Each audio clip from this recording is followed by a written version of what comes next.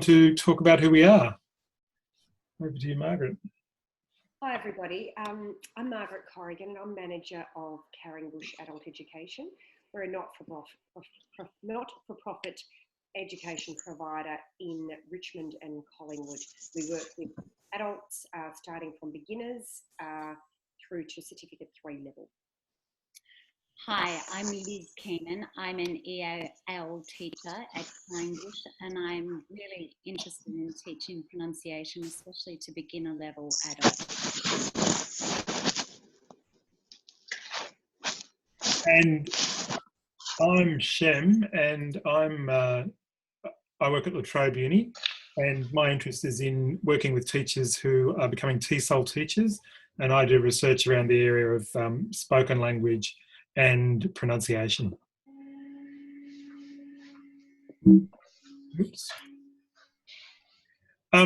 Just a message about managing your Zoom windows. Sometimes with Zoom you get a lot of, it's a bit hard to see if the pictures of people's videos pops up. So what I'm suggesting here is if you need to, you might be able to minimise the little thumbnails of people's videos, and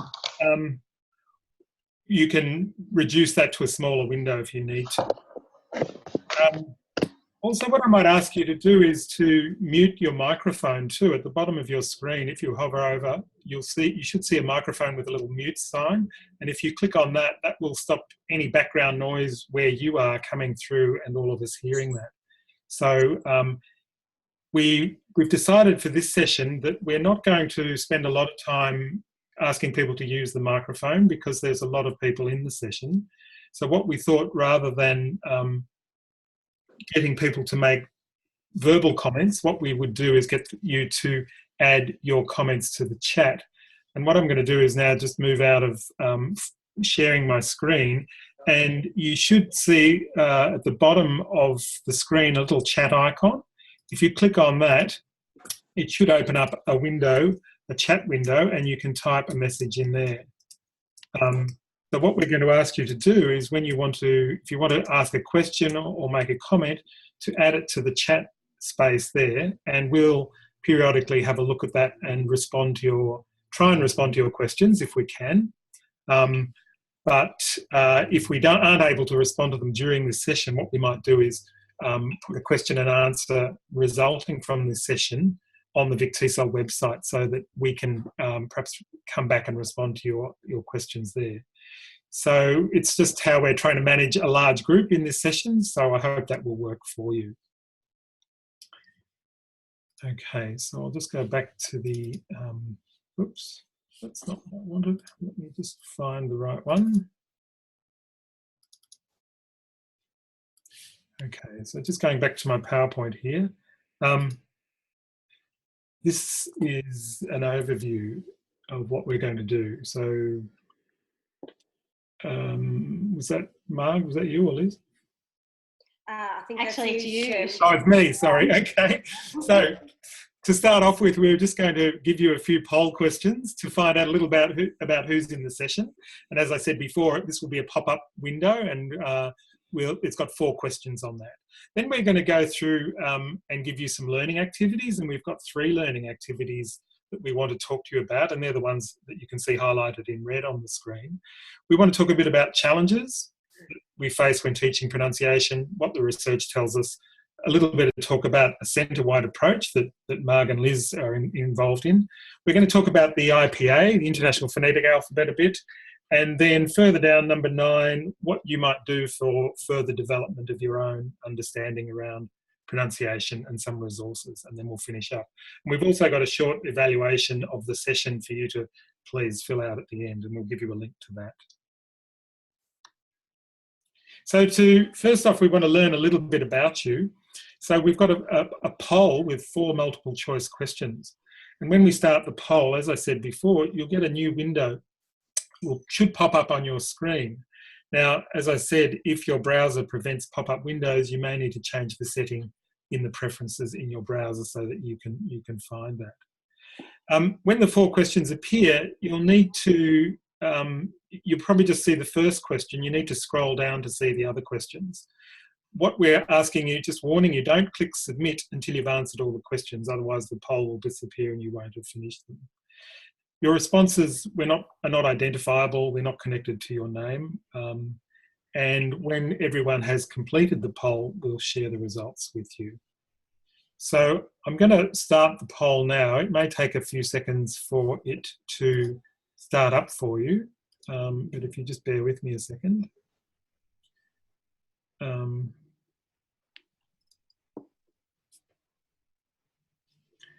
Okay, I'm hoping that a little window has opened up that says pronunciation webinar, and there's a poll there that you can start to answer the questions for. So we'll just let you go ahead and do that for a few minutes and I'll stop talking.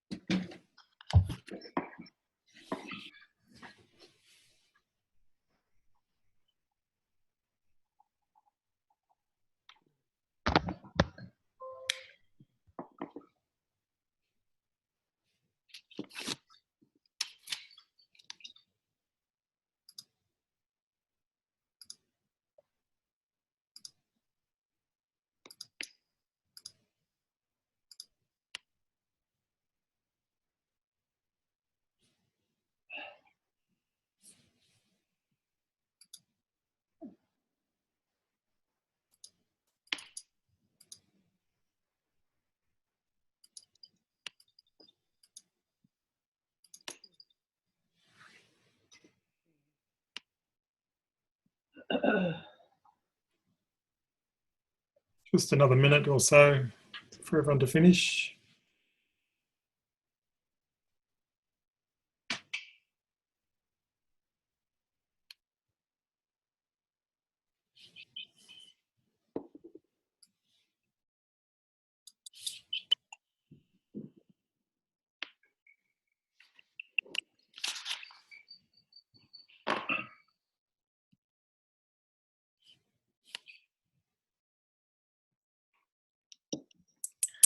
Okay, I hope everyone's had a chance to finish the poll there. It's telling me that 88% of the people in the session have voted, have given their answers on the poll. So I'll stop the poll now. I'm sorry if I interrupt anybody midway, but it looks like they've stopped coming in. So I'll end the poll and I'm going to now share the results. So again, to see all the results, you'll need to scroll down, but you'll get a sense of how everyone's answered these questions. So I'll give you a minute or two to have a look through those responses.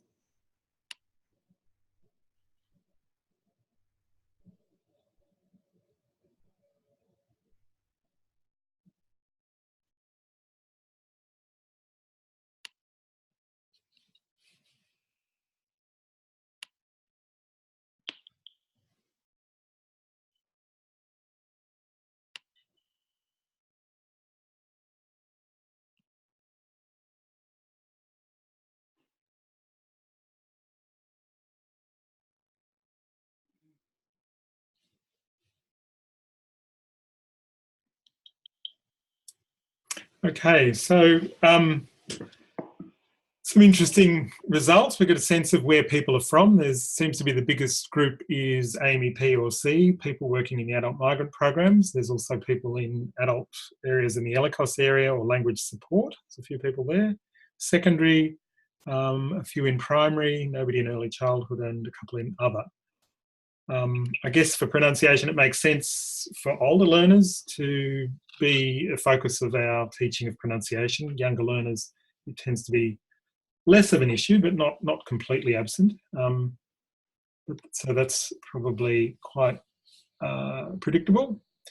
Number 2, every lesson. That's heartening. People are doing a lot of focus on pronunciation. A couple every day, a few times a week, once a week, less than a week. Nobody's doing it never, so that's good. Number 3, what do you focus on? What can we say about this? Stress within words, syllable stress is a large proportion of people have put that.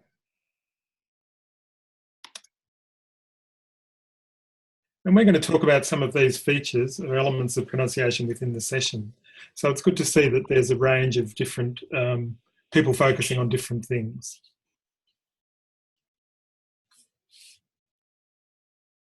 And where are you? Well, it seems that most of you are in metropolitan Melbourne, a couple of people in the Barwon region or Central Highlands or Great South Coast, and 5 in other Australian states. Welcome to them. And 1 person's outside Australia, so not sure where they are, but welcome. Margaret and Liz, do you want to comment on any of that? No, I think it's heartening to know that we might be preaching to the converted, but it's great to see so many people teaching pronunciation. Yeah. Okay, I'll stop sharing that poll now and we'll move on to the next slide.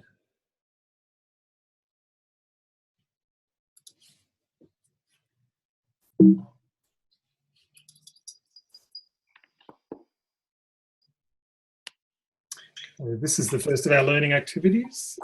I'll hand over to Margaret.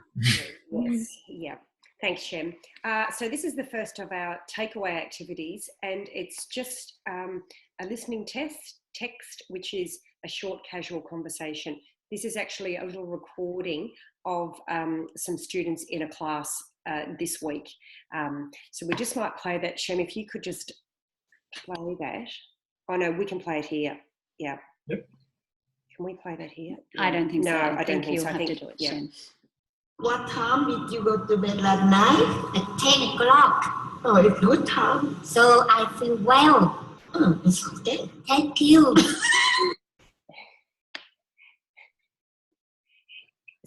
Yes. So perhaps, Shem, could you just play it one more time? Sure. What time did you go to bed last night?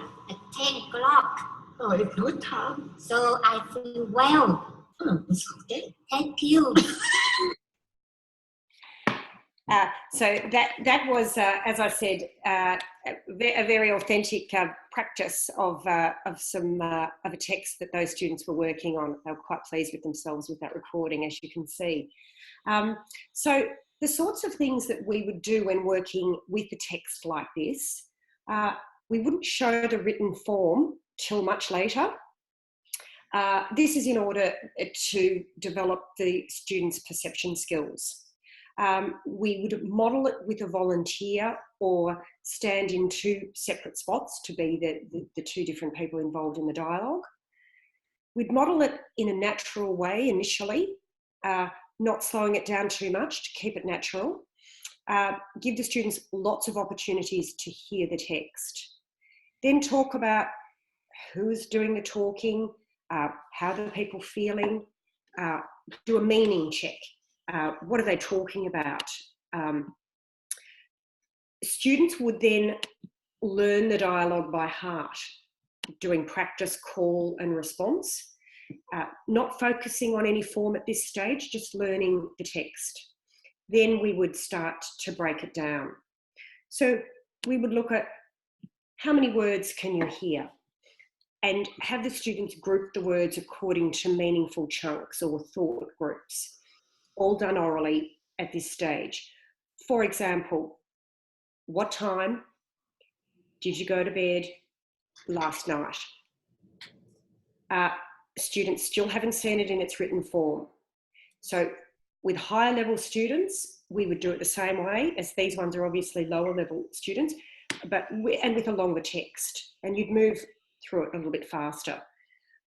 We would then reconstruct it on the board from the student collective memory using 2 colours, and this would be the first time that the students would see it in its written form. We'd then draw attention to features of connected speech, to intonation, to rhythm, to linking, and give students lots of opportunity to practice and then to present and maybe add their own flavour to it, make it a real communicative activity. So you might have with higher level students, they have their own copy of the text and they might mark that copy up, put lines where the pauses go, etc. So with different levels, you can focus with different things. And a contextualised short text allows for a number of different focuses still. So this approach allows students to develop their phonological awareness by allowing them to decode streams of streams of speech. Yeah. So they're really getting into what a natural stream of speech actually sounds like and what's it made up of. So some principles underpinning what we do here. So look at the meaning and then the form. We start with a top-down, then move to a down-up approach. So we start with the whole oral text and then break it down into parts. So thought groups and then into words. And then build it back towards the students presenting the whole text as a conversation. Have a natural like conversation as an oral exchange. Keep it quite short for lower level learners. Listen before reading. Delay giving the written form to help develop the students' perception skills. And it avoids confusion with the students seeing the written form. They have to rely on what they hear, which is really helpful because they tend to find it difficult to hear the reduced forms of words. So they don't hear go to bed, it's go to bed, which almost sounds like one word, and students need to get used to hearing that. And they get really confident at being able to nail a stream of speech. And it gives them some more real world skills in a controlled environment. Yeah, so that's that one. What time did you go to bed last night? At 10 o'clock. Oh, it's good time. So I feel well. Oh, it's okay. Thank you. Yeah, so the students have obviously moved on from the original dialogue. They've done a lot of work on it, and then in their own practice, they've added their own personal communicative touch to it.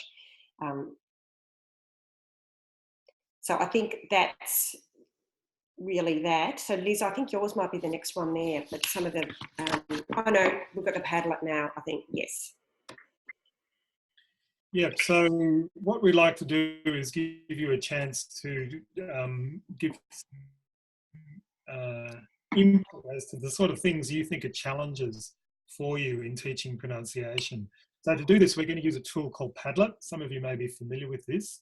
What I'm going to do in a second is to provide a link to the Padlet in the chat window so that you can go to that.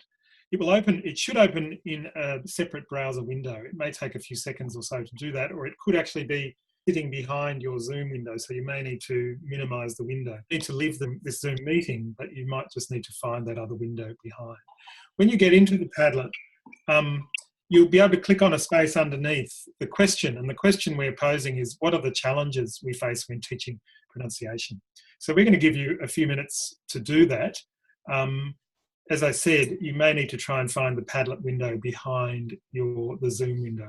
So I'm just going to minimize this for the moment and get hold of the link to give you. And if you just bear with me 1 second.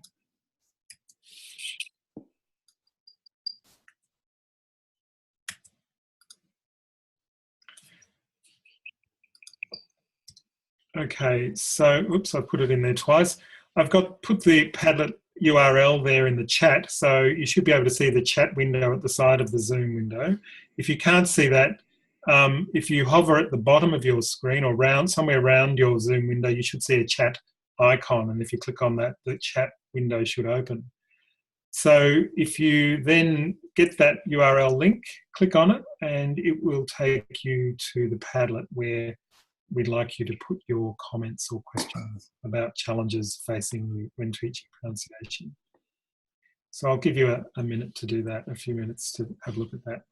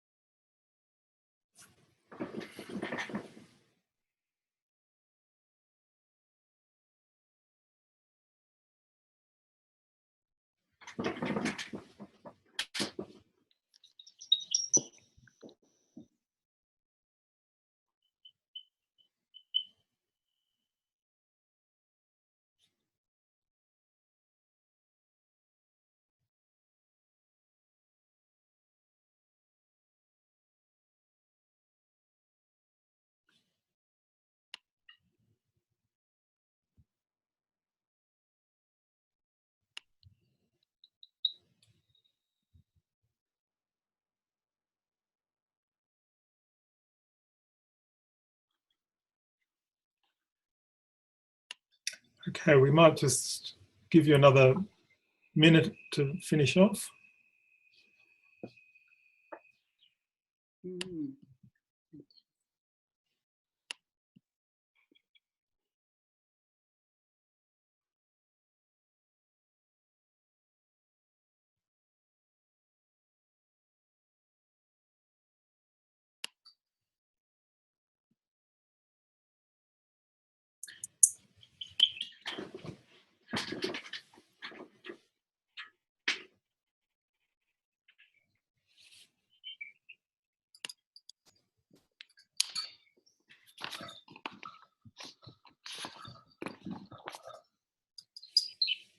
Just while people are finishing off their comments there, we're not going to go through each of these comments right now. It would take too long, but we're interested to see the questions you've got. We might comment on a few of them, but we're going to touch on some of these things too in later discussion. We'll keep this Padlet available, and what we'll do is you can continue to add things to it if you like, and we'll perhaps put some comments under each of those things or under some of them. And if you want to comment on other people's ideas or the challenges they've experienced, if you've got a suggestion or maybe something you want to add to that, please feel free to add those comments after this session, because I'll leave that Padlet available for you. Perhaps we could comment on a couple or anything that stands out for us. If Liz and Margaret, do you want to make a comment? Yes, I think, just a sec, we're just having a bit of trouble here. We're having trouble minimising the Padlet. There's fantastic ones, fantastic comments. Yeah, there was lots, yeah. One about it producing a sound when you can't hear it. So I think research actually tells us that you don't have to be able to hear a sound to produce it. And I've noticed that in my own class, even if they can't hear it, you can help them get to the stage with attention to the position of the articulators, to be able to produce a sound. So we use mirrors, we use gestures and mime to help our students with individual sounds. And then once they produce the sound, then they become aware of what's happening in their mouth to be able to produce that sound. So I think that is something to remember. So if you're thinking that they can't hear the sound, so therefore they can't produce it, just have a go. I think it's something that you can tackle with surprising results. There's a secretary, if we're better to get out of that. Can't minimise it. So we've just got a bit of a frozen computer going on here. Yeah. Okay, so it doesn't really matter. Anything, Shem, that you think? I was interested there's one comment and I can't find it here, but talking about giving feedback. Yes, this one down the bottom. I find it difficult to know when I should correct a mispronounced word or phrase. Too much too often is soul destroying, which is a good comment, I think. And I think it's interesting that teachers often feel a bit nervous about correcting their students' pronunciation, and possibly for that very reason it could be quite disheartening for the learner. But in quite a bit of research, it's shown that while teachers sometimes feel reticent to give feedback, the students are actually quite happy to get that. So there's a bit of a mismatch there between what students think and what teachers often think. But I do agree that giving too much, and the way we do it, needs to be done sensitively. But it's certainly it's something which a number of studies have shown that that's one of the areas that students would like feedback on. And I do think if you're giving targeted feedback, I think that's important. So you decide what you're focusing on, you allow the student to finish speaking, and then address the area that is the focus of that particular lesson or that moment, rather than trying to address everything. Yeah. We might leave the Padlet there, and as I said, it will still be there after this session, and please feel free to keep adding to it, either more challenges or commenting on what other people have said, and we'll add to that as well. So I'm just going back to our PowerPoint now, and our next thing we were going to talk about was Liz, you were going to do this one. Yeah. So I love the comments that you've written up, because I think a lot of them are things that we've dealt with ourselves. So I've got 10 points here. I'm not going to go through them all, but I just want to focus on a few of them. So number one, our aim in pronunciation teaching is for comfortable intelligibility. That is, for our students to be able to speak and be understood.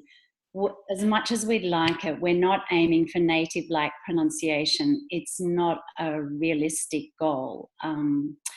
Number three, learners need and want to develop their pronunciation. in 2016, we undertook an action research project to upskill our teachers to teach pronunciation. And as part of this project, we surveyed our learners to ask them about what they wanted to learn in their English language learning. And overwhelmingly, their main goal was to be able to speak and be understood, both inside and outside the classroom. So, which goes to what even Shem was saying about feedback. I think they really want explicit instruction.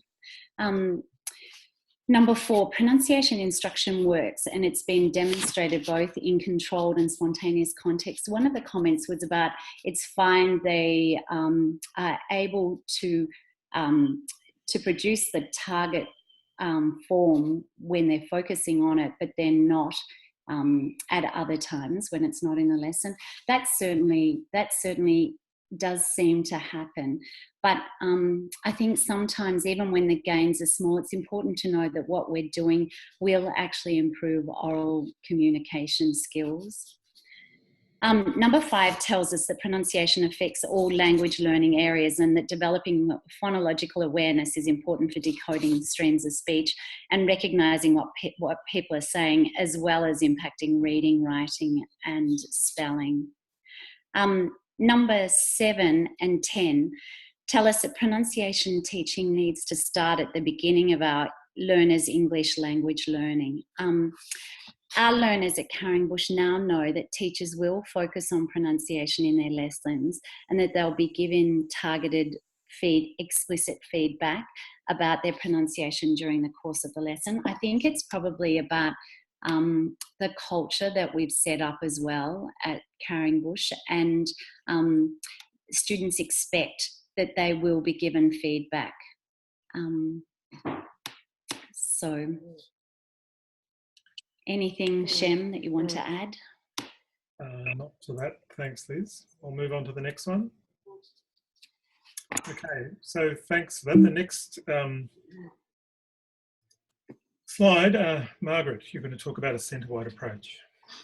So I'm just going to talk for a little minute about what our approach is at Carringbush Adult Education.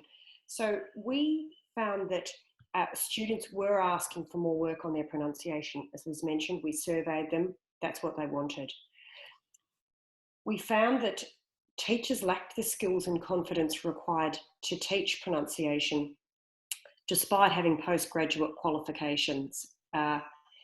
They hadn't had the training, and we found that this is really quite a common issue. So there began our journey to upskill our teachers, and that really started in 2014. So it's been quite a time. So what we now have is all teachers have a concern, are aware of pronunciation and the importance of it, and they're teaching it both explicitly and also incidentally in their classes. Carringbush teachers teach it in a unified way, in a number of ways. We have an organisation-wide approach to the counting of syllables and using gestures to indicate stress. A common way to mark stress patterns using large and small dots. Every teacher now has a knowledge of the IPA, and they're using it in their classroom in one way or another as a teaching tool. Every classroom has an IPA chart. We focus on a sound of the week, just as a way in to teaching pronunciation. We focus on the oral before the written, which helps with the development of perception skills as well as production skills. As Liz mentioned, we give targeted feedback, have lots of repetition. In 2015, we started a dedicated pronunciation class, which has allowed us to trial different activities. And, you know, it's been a journey for teachers, but they have come along with us, and I think in the main, they've found it quite empowering. So how did we get to where we are now? We've done a number of things. In 2015, Liz and I participated in a 2-week intensive course on teaching pronunciation in Cambridge in the UK, and that was run by Adrian Underhill, who's a teacher trainer based in the UK. That really set us thinking and exploring different approaches. Following that, in the couple of years following that, Liz and I have each had an International Specialised Skills Institute fellowship, which has allowed us to investigate some areas of interest. So Liz was looking in particular at best practice strategies for teaching pronunciation, and I was looking at best practice models of professional development for teachers, especially of lower level learners. We sought help from various people with experience and expertise in teaching pronunciation. Beth Zielinski from Macquarie University, Jackie Springall from AIMS and now from Box Hill, and of course Shem Macdonald from La Trobe. And that's really helped to keep us on the right track. We didn't want to make it up as we went along. We wanted to be basing what we were doing on research and on best practice. As Liz mentioned, we had an action research project, which all of our teachers, well, almost all of our teachers involved themselves in, and that was over 18 months, and where they developed and trialled activities, then reflected on them, honed them, trialled them again in an action research cycle. And that was really helpful, really helpful for building their confidence. So some of the principles underlying our journey and where we're at now, we have tried to create a have-a-go work environment. So teachers are confident to trial things and to work with others. They're confident to take a risk and to talk about how it went. We've created a lot of opportunities for teachers sharing what's worked, what hasn't worked, what could you do differently. We have teachers observing each other teaching. When teachers first come to Carringbush, we have a strong induction program, and observing other teachers in action is an important part of that. Sometimes we'll have a more proficient teacher doing a model lesson in another teacher's class. We have teachers planning together and team teaching and then critiquing the lesson. So I would really encourage you to find a colleague who you can work with, either in your own school or in another centre who you can somehow be in contact with, because collaboration is key. We have found that that's where teachers have built up a bit of resilience and a willingness to take a risk. They can reflect and feel much more confident going forward. So perhaps have a look at your own teacher networks, be they close to home, within your school, outside of your school, even internationally. And, you know, maybe you might need to manage up, talk to your coordinator, talk to your manager to get them supporting what you're doing. Read and find out about different approaches to teaching pronunciation. We will be giving you some links later in the webinar, and we hope that you'll find those helpful. Be prepared to take a risk. It is a journey, and share the questions and what you're trying with your learners. Don't feel you have to be the expert immediately. Just start with one thing if you haven't got anything going, or try another thing. It's an ongoing journey, and I'm sure some of you are right in it, but I'd encourage you to continue it and start it if you're feeling like you need to start. Do one small thing, and I think you'll feel rewarded.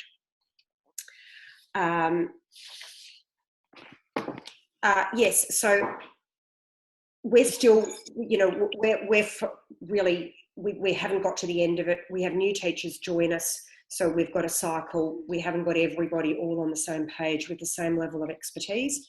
So there's a lot of learning going on all the time, and we really just try to keep that environment going. Okay, Thanks, Mark. I think what we might do now is just pause for a second and give you a chance to, if you've got a question that's come up for you, to post that in the chat area. Now, again, we probably won't have time to go through them systematically, but it gives you a moment to just write down or put a question up on the chat area that's occurred to you as you've been listening. So we'll just pause for a couple of minutes for you to do that now.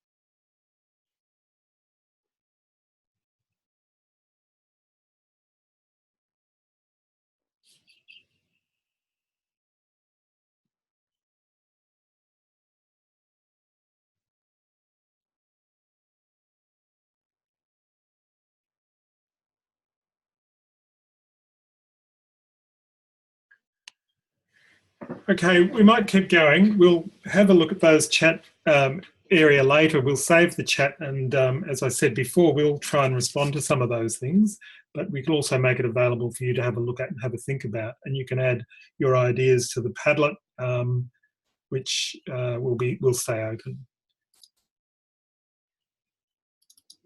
Okay. So the next thing, and that actually comes out of what was on some of those questions. That's quite a good segue. Yeah, it's good.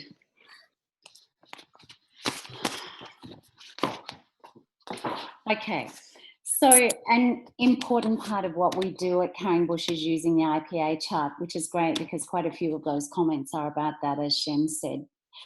There are a number of views about whether or not it should be used. For some of the positives for us, they are that it is a visual representation of the sounds. One of our learners recently commented, "It's so good to know that I know every sound has a picture." I think it helps students to differentiate between the sounds. I think one of the real strengths of the IPA chart, using it, is that teachers become more aware of the sounds that the learners are producing. Teachers begin to listen in a different way and are more able to help learners produce the sounds they need. I think learners become more aware of what's happening in their mouths, and by distinguishing between the sounds, it allows them to make necessary corrections. Another positive is that the chart is a feedback tool. If learners are producing an incorrect sound, the chart allows you to direct them to the correct sound just by pointing, which is a very a discreet way of being able to provide feedback. The challenges, as someone's written in there, is that the chart is overwhelming for people, and it certainly was overwhelming for us and for our students.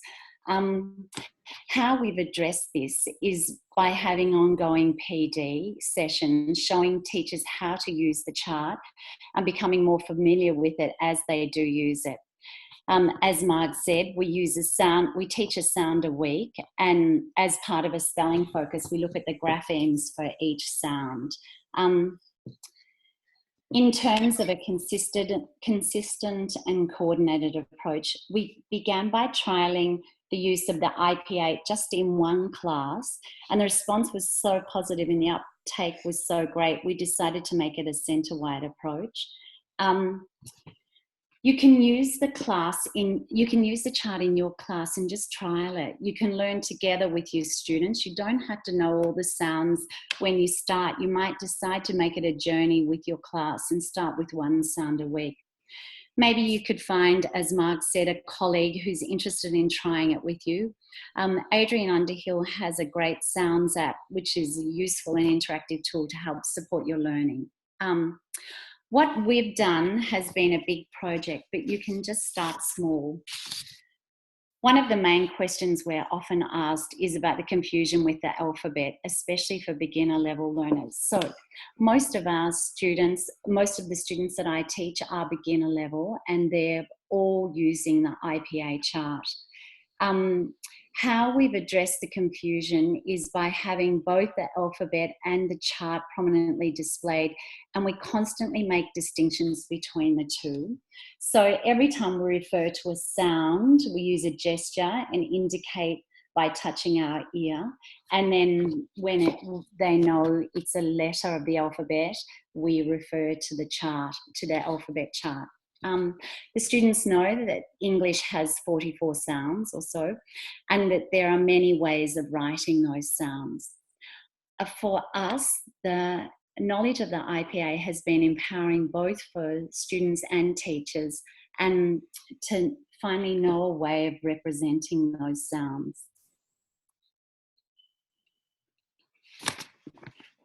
Great, thank you, Liz. Shem, before you go on, can you see just in the picture on the left-hand side? That's just the vowels, so you can see the students holding. What we have done is we've actually broken the chart down into vowels, diphthongs, monophthongs, diphthongs, and consonants, just to make it less daunting for the students to see. So if we're focusing on a vowel sound, we'll use that part of the chart which represents the vowels. Yeah. Great. Okay. Thank you, Liz. Now, our next thing Margaret, you're going to talk about our next practical idea of teaching pronunciation. Yes, yeah. So how we would go about introducing new vocabulary. Again, we try to have an organisation-wide approach with this. We always start with contextualised language, language that's important to the learner. And often the vocabulary will come from a larger piece of spoken text or written text.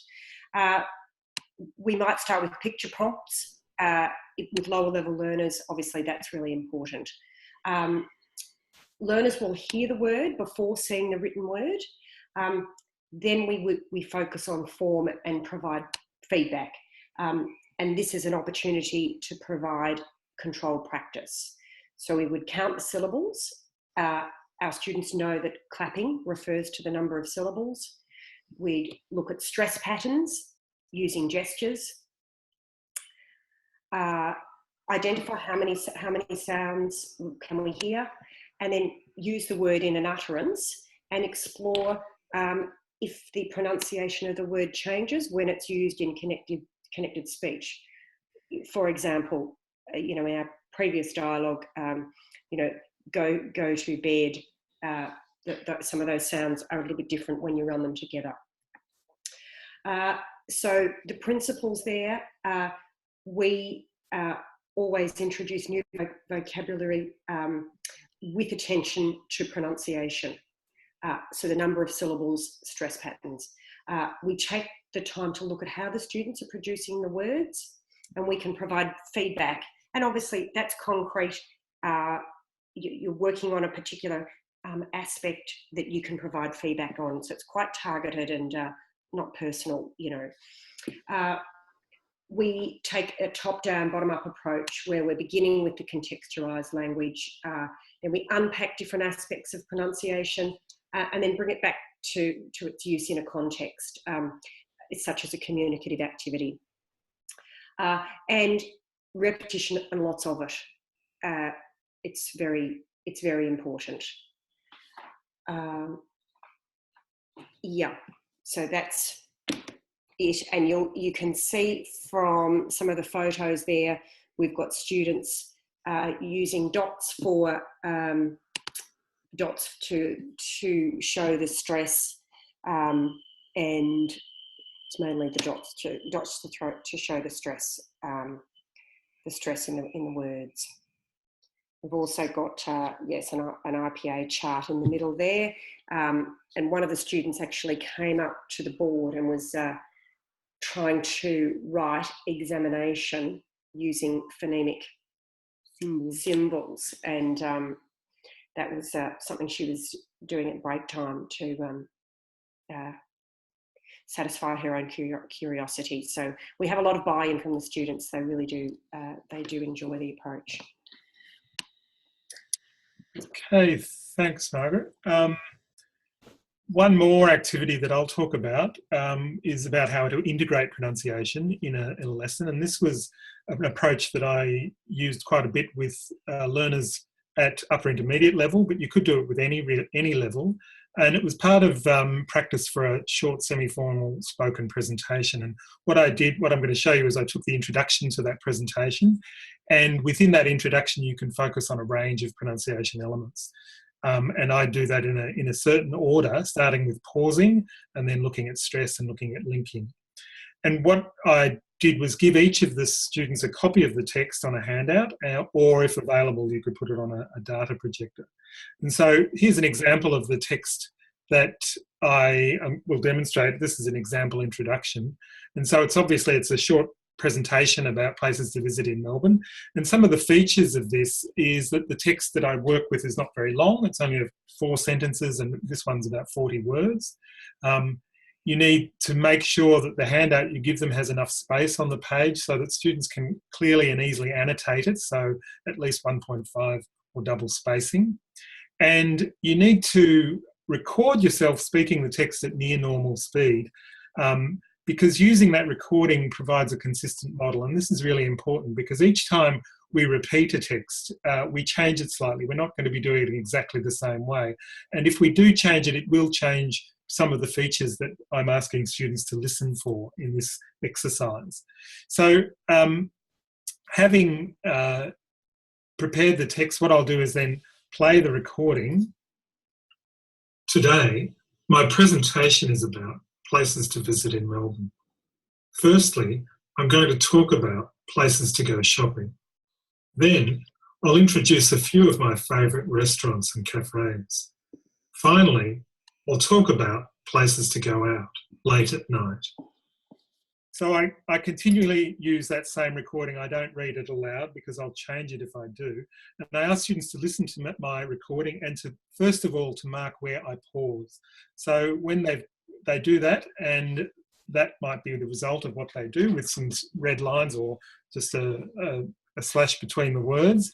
And that gets them to start to think about how it's been phrased and the thought groups within that. The next thing I'll ask them to do is to listen for the stressed words. Now, this is always a bit challenging for some, and we could argue that even native speaker listeners hear this differently, but I've highlighted the ones that I think I stress, and as you can see, most of those are the content words of what's there, which is fairly predictable. But often, if students are pronouncing when they're trying to read aloud, in this case, they're pronouncing the smaller words, they're going to upset the rhythm. So it's important that they look for those words that are emphasised. The next thing I get them to do is to listen for where words are linked together. So in this case, is about, visit in Melbourne, talk about. So there's lots of linking happening there.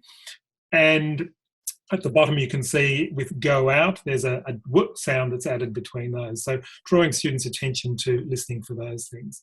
And finally, I will ask them to listen for where I've reduced the vowels to a schwa sound, so that's the sound in the phonemic alphabet, and ask them to see if they can identify where some of those schwas are.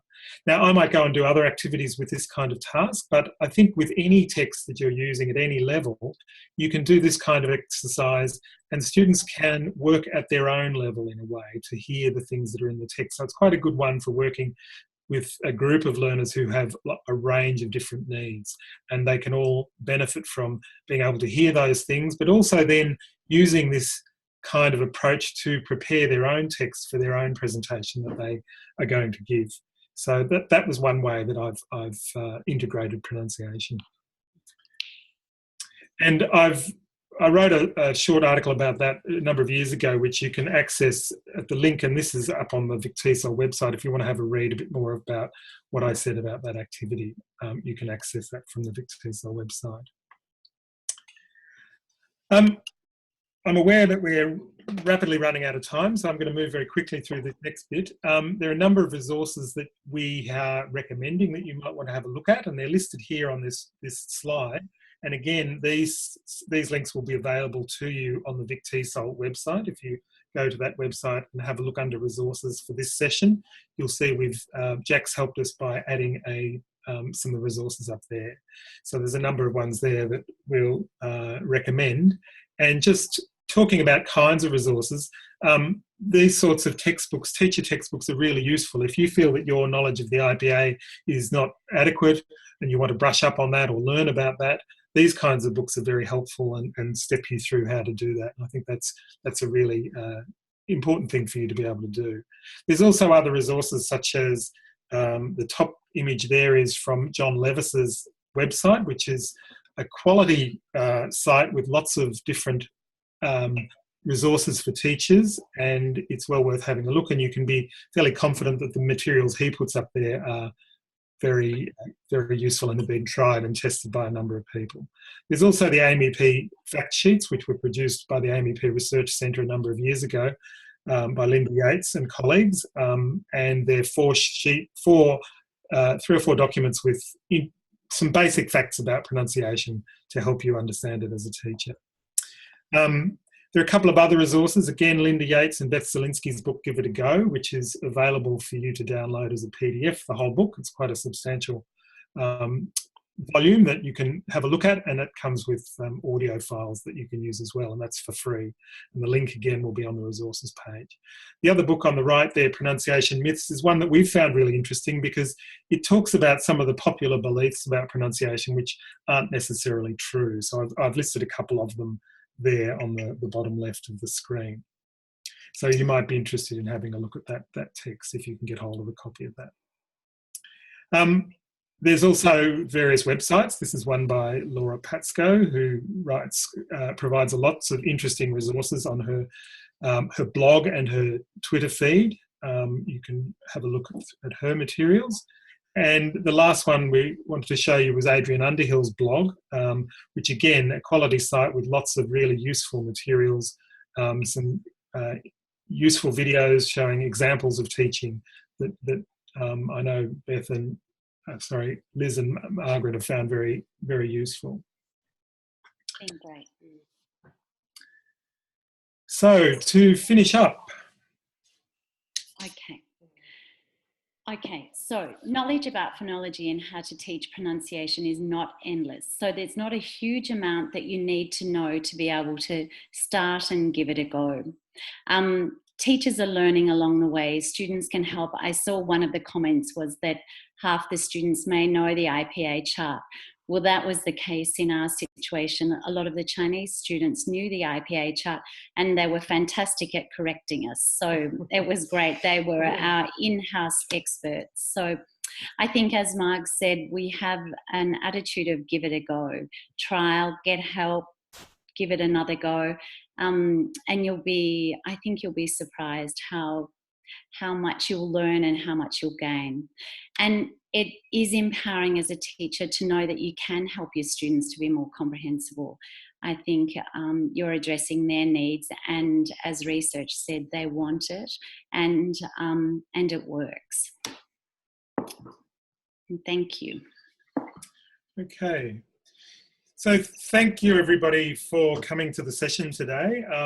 We're sorry it's probably been a little bit dominated by us talking, but we felt that with so many people attending, it would be a bit difficult to allow